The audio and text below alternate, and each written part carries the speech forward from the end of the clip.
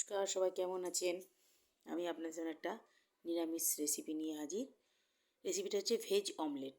তো প্রথম থেকে শেষ অবধি দেখবেন, স্কিপ করবেন না, তাহলে রান্নাটা হয়তো একটু আধটু এদিক ওদিক হতে পারে।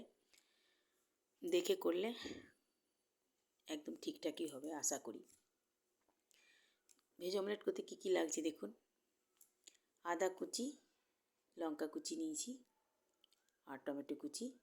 প্রথমে ফ্রাই প্যানে তেল গরম করে নিয়েছি, তাতে আমি আদা কুচি, লঙ্কা, গোটা জিরের ফোড়ন দিয়ে তারপরে তাতে আদা কুচি, লঙ্কা কুচি দিলাম। কিছুক্ষণ নাড়ার পরে টমেটো কুচিটা দিয়ে দিলাম। একটু ঢেকে দিলাম, কারণ টমেটোটা গলতে হবে। এই সময় টমেটোটা গলতে সময় নেয়। একটু নুন দিয়ে দেবো এটাতে, যাতে টমেটোটা তাড়াতাড়ি গলে।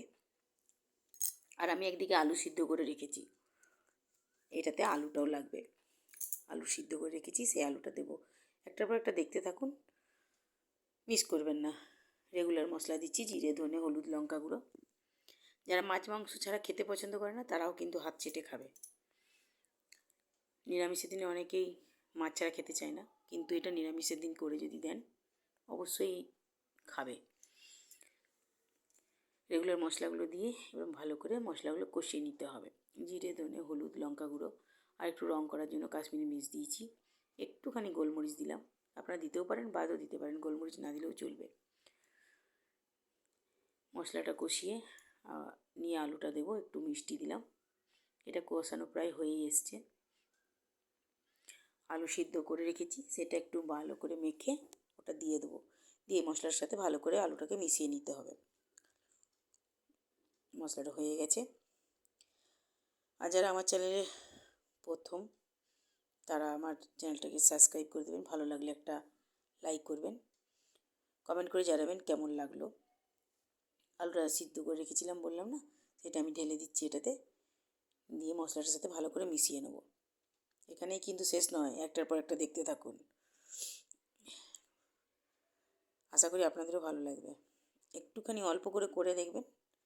এইটা পনির মশলাটা আমি মিশিয়ে নিয়েছি, এবার পনিরটা গ্রেট করে দিচ্ছি। এইভাবেই কিন্তু দেবেন, যেন একদম ঝিরিঝিরি করে হয়ে যায়, নইলে ভালো লাগবে না।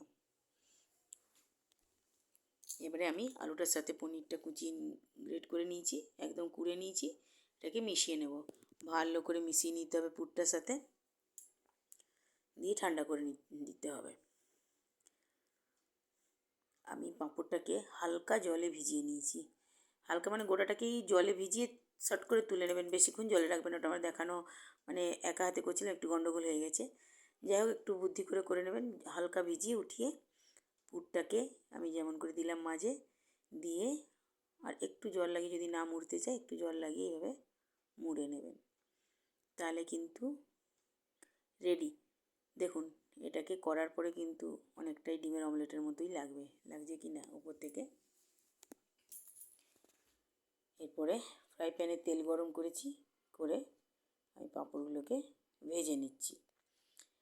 পাঁপড় নয়, সরি, এটা হচ্ছে ভেজ অমলেট। পাঁপড় তো অবশ্যই লাগবে, পাঁপড় দিয়েই বানাতে হবে এটা। আমি সবগুলো ভেজে তুলে নিয়েছি। এরপরে কড়াইয়ে ফ্রাই প্যানে যে তেলটা আছে তাতে আমি শুকনো লঙ্কা ফোড়ন দিলাম, গোটা জিরে দেবো, তেজপাতা দেবো, দিয়ে এবারে মশলাটাকে কষিয়ে নেব।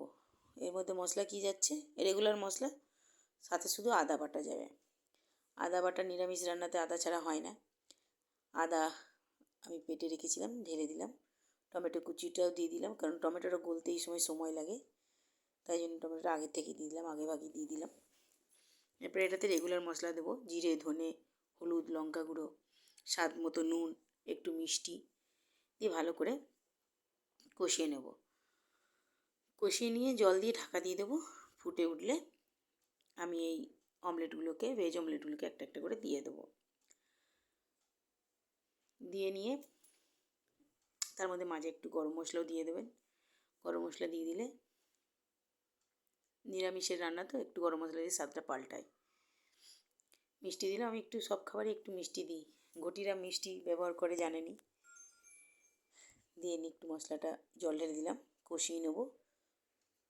কষিয়ে নিয়ে অল্প জল দিয়ে, মশলা কষে গেলে জল দিয়ে ঢাকা দিয়ে দেবো। ফুটে উঠলে ভেজ অমলেটগুলো একটা একটা করে দিয়ে ফুটিয়ে নামিয়ে নেব।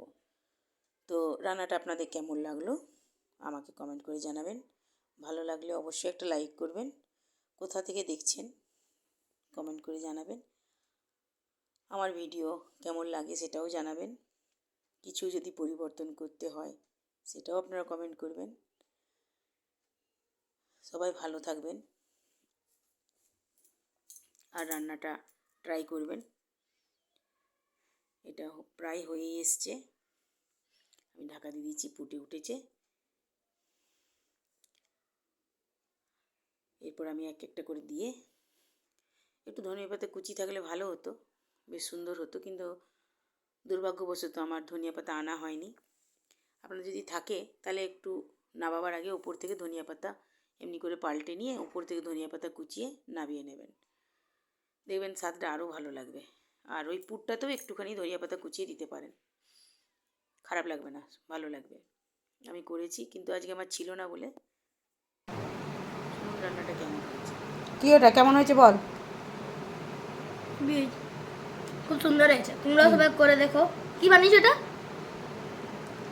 ওটা নিরামিষ অমলেট। হেভি হয়েছে খেতে। ভালো হয়েছে? হুম হুম আমার রান্নার বেশিরভাগটাই আমার মেয়ে টেস্ট করে। ভালো থাকবেন, সাবধানে থাকবেন, সুস্থ থাকবেন।